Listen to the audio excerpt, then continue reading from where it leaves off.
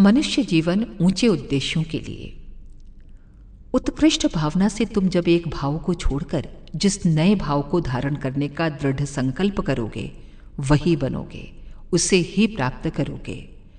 भगवान कृष्ण ने कहा है, अंतकाल में यदि मेरा स्मरण करोगे तो मुझे प्राप्त करोगे। जिस भाव को अधिक सोचोगे, जिसे स्मरण करोगे, उसे ही प्राप्त करोगे।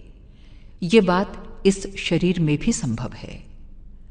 शास्त्रों में कहा है, एक जन्म माता पिता से होता है, वो भौतिक जन्म है। दूसरा जन्म गुरु के द्वारा होता है, ये स्थायी है। उपनिषदों में गुरु अनेक माने गए हैं। पशु पक्षी, जड़ चेतन, बुरे भले सभी गुरु हो सकते हैं।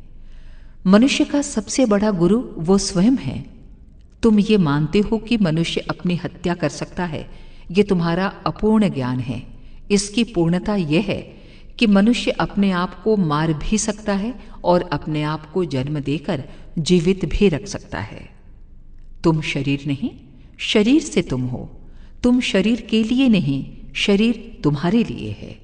इसलिए शरीर का जीवन और तुम्हारा जीवन पृथक वस्तु है। अपकीर्ति, अपमान और पराजय मृत्यु से भी बढ़कर हैं। कीर्ति के लिए, ऊंचे उद्देश्य के लिए मृत्यु का आलिंगन वीर पुरुष करते हैं। संसार की दृष्टि में ये जन्म है, जीवन है। तुम्हारे सामने प्रतिक्षण जीवन और मरण के लक्षण आते हैं। उनमें से तुम जीवन का वर्ण करो, सच्चा जीवन प्राप्त करने का दृढ़ संकल्प करो।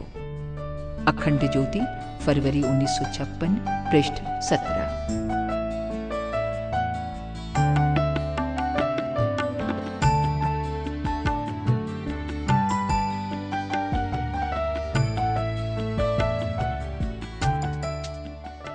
मनुष्य जीवन